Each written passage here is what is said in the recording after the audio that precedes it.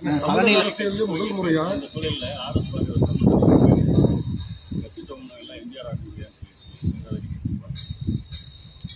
எல்லாரும் சொல்றதுதான் அரசியல் மட்டும் சொல்றது.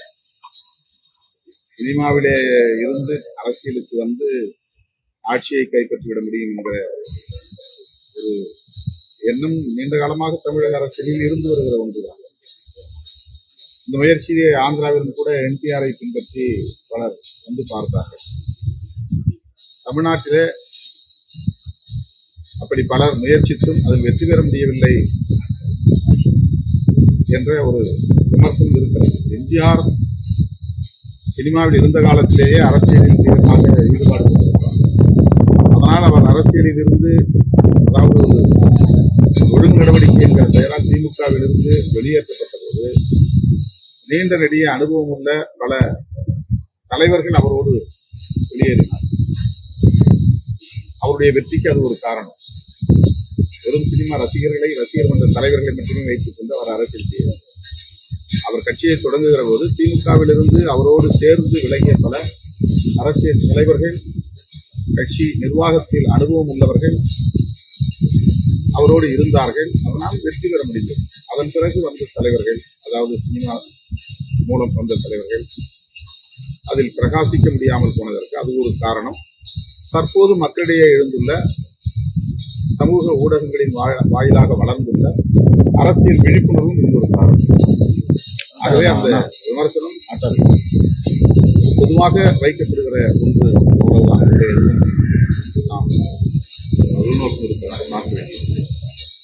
ஆரம்பிச்ச கட்சினால தமிழகத்தில் அந்த கூட்டணியில் ஏதாவது வேறுபாடு மாறுபாடு நடப்பதற்கு வாய்ப்பு நினைக்கிறீங்க?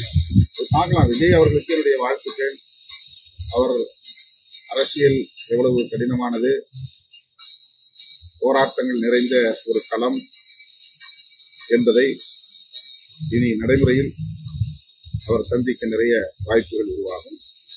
அதிலே தாக்கு பிடித்தவர் நிற்க வேண்டும், மக்களுடைய நன்மதிப்பை பெற வேண்டும். இதுவெல்லாம் நிகழ்ந்த பிறகுதான் இது குறித்து நாம் ஒரு கருத்தை சொல்ல முடியும். முன்கூட்டியே நாம் ஒரு யூகத்தில் கணக்கு போட்டு சொல்ல முடியாது. அரசியலில் விஜய் அவர்கள் வெற்றி பெறுவதற்கு என்னுடைய வாழ்க்கை. பழனியில முருகன் மாநாடு நடந்துச்சு. அதுல 21 தீர்மானங்கள் நிறைவேற்றினாங்க. அதுல உங்களுடைய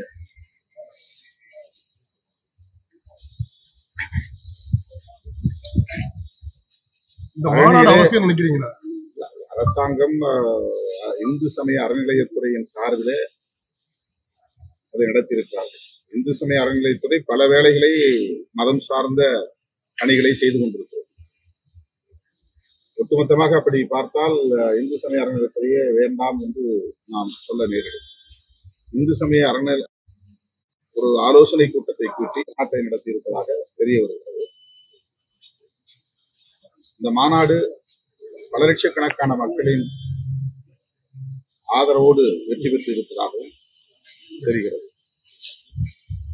பாரதிய ஜனதா அடிப்படையிலே வாக்கு வங்கியாக மாற்றுவதற்கு வட இந்திய மாநிலங்களில் எவ்வாறு முயற்சித்தார்களோ அதுபோல தமிழ்நாட்டிலும் பல்வேறு முயற்சிகளை மேற்கொண்டு வருகிறார்கள். அப்படிப்பட்ட அந்த முயற்சிகளுக்கு இடமளிக்காமல் அவர்களின் அரசியல் சதியை அம்பலப்படுத்தக்கூடிய வகையிலே இந்து சமய அறநிலையத்துறை செயல்படுகிறது என்றால் அதை நாங்கள் வரவேற்க கடமைப்பட்டிருக்கிறோம். மற்றபடி அந்த மாநாடு சிறப்பாகவே நடந்தேறியிருக்கிறது. அதில் விமர்சிப்பதற்கு வேறொன்றும் இல்லை. ஆனால் அறநிலையத்துறையின் கட்டுப்பாட்டில் இயங்கக்கூடிய கல்லூரிகளில் பக்தி இலக்கியங்கள் தொடர்பான போட்டிகள் நடத்தப்படும் என்று சொல்லியிருப்பது பரவலாக ஒரு விவாதத்தை எழுப்பியிருக்கிறது. அது மதம் சார்ந்த நடவடிக்கையாக அமைந்து விடாமல் அரசு கவனித்துக் கொள்ளும் என்று நான் நம்புகிறேன்.